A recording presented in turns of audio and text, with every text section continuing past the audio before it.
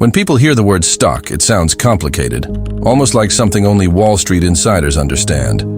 But the truth is surprisingly simple. A stock is just ownership, a legal slice of a company. When you buy a share, you aren't just clicking a button on an app. You are literally buying a percentage of a real business. Picture this.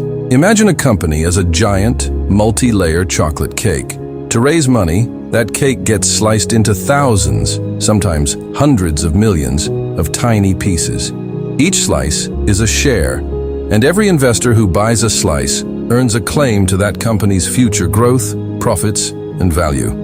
For example, if a company existed with only 10 shares and you held 5, you'd own exactly half of that entire business. In reality, large corporations issue millions of shares, so most people own a microscopic percentage. But the principle stays the same. One share, one piece of ownership. Now the real question, why do companies sell these pieces of themselves in the first place? The answer is simple: capital. Research from the SEC shows that companies raise billions every year by issuing stocks instead of taking traditional loans. Growing a company requires money: factories, technology, marketing, talent, expansion. And borrowing from a bank is expensive because debt requires repayment plus interest. Selling shares is different. When a company sells stock, it receives cash, and it never has to repay that money. Investors aren't lenders, they're partners, sharing the risk and the rewards. Let's make this real with a story. Maya dreams of launching FreshKicks, a high-end sneaker boutique. She calculates startup costs at $100,000, but she only has half, $50,000.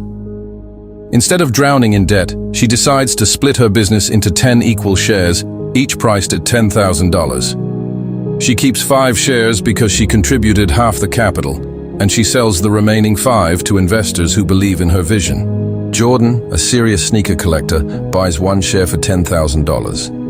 That instantly gives him 10% ownership. Along with 4 other investors, Maya raises the full $100,000 and opens FreshKicks. Fast forward 5 years, the brand blows up. Multiple locations, strong sales, and now the business is valued at $300,000.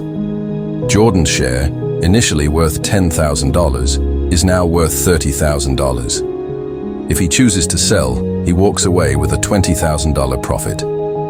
This is how wealth is built in the stock market, through long-term growth. But investing also has a downside. If FreshKicks failed to grow, say competition crushed it, and the business value fell to $80,000, Jordan's share would drop to $8,000. That's a $2,000 loss. This risk is at the core of the stock market. Value can rise or fall based on performance, demand, and market conditions. And that is the essence of what a stock really is. A piece of ownership, carrying both opportunity and risk, tied directly to the success of the company you believe in.